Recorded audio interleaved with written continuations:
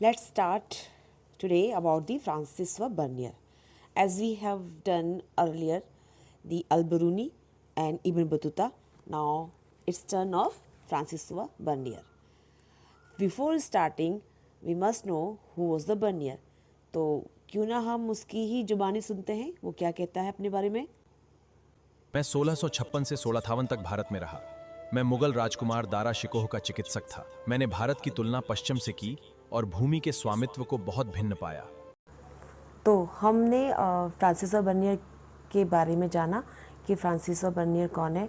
तो Francis Bernier एक बार और देख लेते हैं।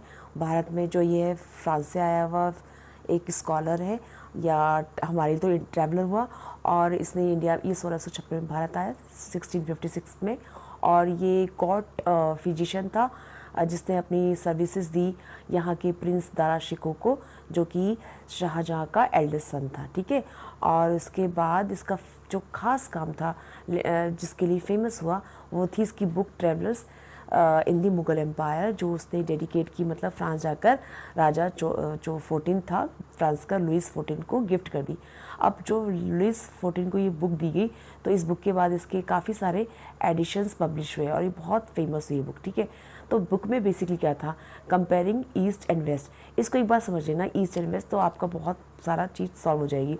अगर हम 4 पॉइंट हमारे माइंड में क्लियर होने चाहिए जो उससे रिलेटेड है। सीधा कंपेयर कर रहा है वो ईस्ट और वेस्ट की, और टेम्पररी जो कैंप टाउन है दूसरा, तीसरा है यहाँ के इम्पीरियल कारखाने की, चौथा है यहाँ के सती, लेबर और विमेन सिस्टम, विमेन की दुर्दशा के ऊपर, और यहाँ पे इम्पीरियल कारखानों की।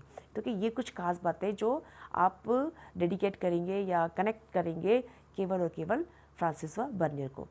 ठीक है, तो फ्रांसिस बर्नियर ने जो कंपेयर किया ईस्ट और वेस्ट का, मतलब ये कि भारत को अगर हम यूरोप के साइड से देखेंगे तो भारत यूरोप से ईस्ट पे बैठता है, लेकिन अगर भारत से यूरोप को देखेंगे तो यूरोप भारत के वेस्ट पे बैठता है। इसलिए यहाँ पे ईस्ट और वेस्ट की कंपेयर कर रहे हैं।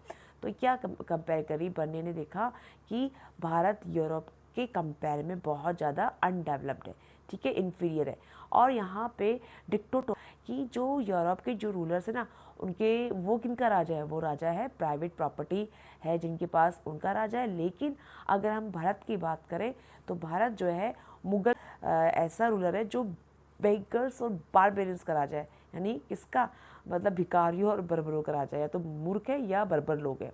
ठीक है, तो उसने वहाँ के यूरोप के लोगों को चिताया, वार्न किया, वहाँ के राजाओं को भी वार्न किया कि भैया जो हालत भारत में मुग़ल लोगों के शासन पीरियड में है वो यहाँ नहीं होनी चाहिए। मतलब you will never try to seize all the property of all the people, मतलब लोगों के पास उनकी प्राइवेट प्रॉपर्टी का अधिकार रहने देना चाहिए, नहीं तो भारत की स्थिति की तरह यूरोप की कंडीशन भी हो जाएगी। ये उसने अच्छे से वार्न किया। ठीक है, अब है इसी के आधार पर उसने क्वेश्चन उठाया land of ownership, question of the land ownership. तो ठीक है, ये मतलब था।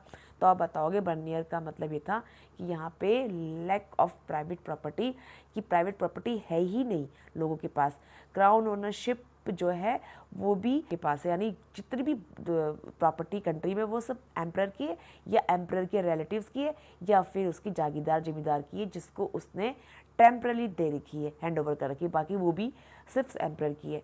तो और इन सब कामों का एक जो नतीजा निकला, कौन सी कैंसिस टाउन पढ़ने वाले हैं ये पढ़ ही रहे हैं, और इससे पहले हमने पढ़ लिया कि जो राजा होते थे, मतलब कि जो मुगल एम्परर होते थे, ये कहीं भी जाते थे, जैसे मान लो उनको दिल्ली से आगरा जाना है फॉर द टाइम बिंग, तो वहाँ जाएंगे तो वहाँ बाकायदा उनके साथ उनका पूरा एक टाउन चलेगा, एक कैंप जैसा चलेगा।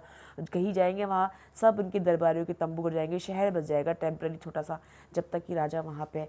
फिर जब वो राजा वहाँ से लौट के आएगा, दरबार ख़त्म हो जाएगा, तो सारा जो टैप है फटाफट से वहाँ से उठ जाएगा, साफ़ हो जाएगा। ऐसे ही कैंप ये तब भी लगाया करते थे जब कोई युद्ध में गए, तो जब युद्ध कर रहे हैं तो फॉर द टाइमिंग एक कैंप लगाया, उसमें उनके पूरे एंटरटेनमेंट के सारे बाज़ार के सारे सामान अवेलेबल होते थे। ये समझ लो पीरियड के लिए एक छोटा सा शहर बसा दिया जाता था इन लोगों की सुविधाओं के लिए, इनके और उनके नोबल्स के लिए। फिर चाहे डिफीट हुई है चाहे विक्ट्री हासिल हुई है, वो जब वहाँ से लौटते थे तो कैंप भी हट जाता था। तो ये इसमें माना, इसने जो एक डाटा दिया है किसने, फ्रांसिस बर्नियर ने, कि यहाँ की जो पॉपुलेशन थी, किसकी पॉपुलेशन, यहाँ की शहरों की पॉपुलेशन जो है 15% शहरों में निवास करता था, जो कि काफ़ी ज़्यादा हायर था यूरोपियन कंट्री के मुकाबले। ठीक है, अब यहाँ के ना जब फ्रांसिसो बर्नियर आया तो उसने यहाँ के कारखानों की बड़ी जो है तारीफ़ करी और यहाँ के जो कारीगर थे उनकी बड़ी क्या तारीफ़ करी, क्या उसको दुख हुआ, इसको भी हम जानेंगे समझेंगे इसी के मुंह से। This is who I am. I am very worried about India. There is no middle class here. People are either rich or poor. Why is there no land ownership? जैसे मैंने बताया आपको कि वहाँ बर्नियर इन चीज़ों के देख के कहता है भैया कि यहाँ के कारखानों में मजदूर है उनकी स्थिति बहुत ही पुअर है और नो प्रॉफिट इंसेंटिव पे काम करते हैं, मतलब इनको काम करने के लिए कोई प्रेरणा नहीं है, इनके ऊपर ज़बरदस्ती से काम करवाया जाता है। हालांकि काम जो है बहुत अच्छा करते हैं, जैसे एक लार्ज स्केल पे जो है काम चलते हैं, वीवर्स हैं, पेंटर्स हैं, एम्ब्रॉयडर्स हैं, ये बहुत अच्छा काम कर रहे हैं, बट उनको कोई प्रॉफिट नहीं है। और इसके कारण से क्या है, लेकिन एक बात की तारीफ़ की इसने, प्रेशियस मेटल्स का बहुत अच्छा इन्फ्लो, यानी बाहर से अच्छा पैसा आता है। डिस्पाइट ऑफ क्रिटिसिज्म उसने एडमिट किया कि वर्ल्ड का सारा सिल्वर फ्लो है जो है इंडिया में बहुत तेज़ी से होता है और सारे लग्जरी गुड्स का अच्छा सा एक्सपोर्ट होता है। ठीक है, इसके बाद हम देखेंगे यहाँ की कॉम्प्लेक्स सोसाइटी, रूरल सोसाइटी।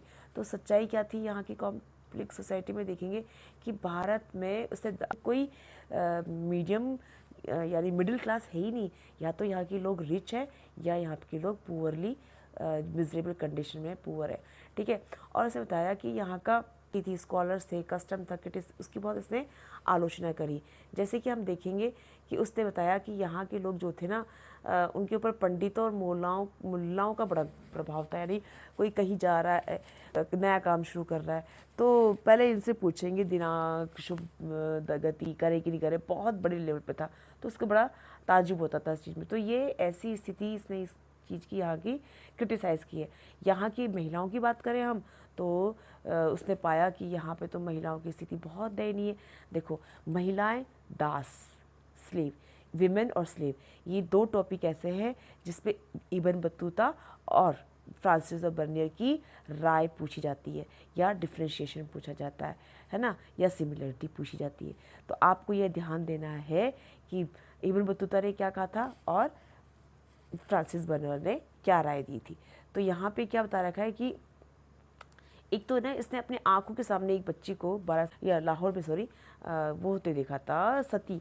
तो उसे जब सती होते देखा वो बहुत ज़्यादा उसको दुख पहुंचा इस चीज़ का कि कैसे एक 12 साल की बच्ची को तुम उसकी इच्छा के विरुद्ध जो है जलने पे अपने पति की जो मजबूर कर रहे हो। और इसको इस बात का भी दुख था कि मैं इसके लिए कुछ नहीं कर पाया बचाने के लिए मैं। तो अब जैसे यहाँ पे जो फीमेल लेबर और जो स्लेव्स होती थी वो वैसी होती थी जैसे मैंने आपको बताया था, घर के काम करने वाली और डोमेस्टिक स्लेव्स होती थी। अब यहाँ की जो मर्चेंटाइल और ट्रेड स्लेव्स थे, हाँ यहाँ पे नाम रखा है। तो यूनिक जो वर्ड है, यूनिक वर्ड का मतलब है जो आपके ऐसे व्यक्ति जो ना पुरुष है ना स्त्री है उनको यूनिक कहा जाता है। और ऐसे फीमेल स्लेव जो थे बिल्कुल एक्टिवली ब्रॉट लाए जाते थे, खरीदे जाते थे, बेचे जाते थे और साथ ही साथ शाही गिफ्ट के रूप में प्रेजेंट किए जाते थे।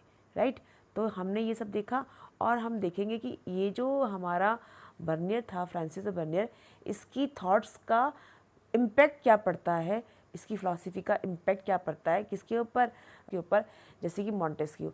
तो मॉन्टेस्क्यू बताता है कि भाई जैसे इंडिया में ओरिएंटल डेस्पोटिज्म है, इंडिया को यहाँ ईस्ट बताया गया, तो जो भी ईस्टर्न एरिया हैं, वेस्ट से जो भी ईस्टर्न एरिया है, यूरोप से जो भी ईस्टर्न एरिया है और जहाँ पे इस प्रकार की सत्ता चल रही है, वन रूलर की डेस्पोटिज्म वाली चल रही है, तो उसको मॉन्टेस्क्यू ने नकारा और कहा, चेताया कि ऐसा कहीं नहीं होना चाहिए जैसे कि यहाँ पे चलता है। तो इसने अपनी बुक में सिद्धांत को प्रतिपादित किया और ऐसे ही कार्ल मार्क्स ने बताया कि जो है एशियस्टिक जैसे एशिया में चलता है, आप एक पैटर्न निकाला कि जो मजदूर होते हैं उनको अपनी कमाई का सही सच्चा जो है उसको उसका फल मिले।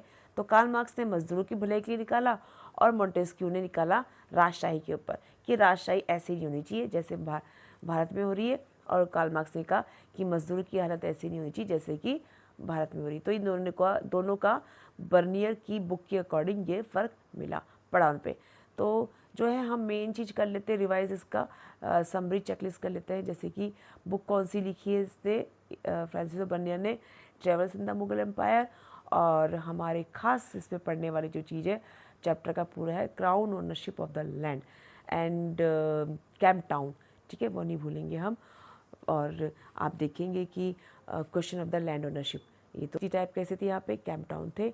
सोशल रियलिटी क्या थी कि ये उसने खुद विटनेस रहा था ये सती का और फीमेल स्लेवरी का। अच्छा, इसका इम्पैक्ट क्या पड़ा, जैसे इसने इन्फ्लुएंस किया मॉन्टेस्क्यू को और मार्क्स को। इन सब के साथ हम चैप्टर फिनिश कर रहे हैं। चैप्टर में जिस पे क्वेश्चंस बनेंगे मेनली उनको डिस्टिंग्विश करना है कि इब्न बतूता से क्या बनेंगे, अल बिरूनी से क्या क्वेश्चंस बनेंगे, and the last Francis Bernier से क्वेश्चंस क्या पुटअप होंगे। जो भी क्वेश्चंस पुटअप होंगे उनका यहाँ पे जिक्र किया गया है, उसी को एक्सप्लेनेशन दिया गया है।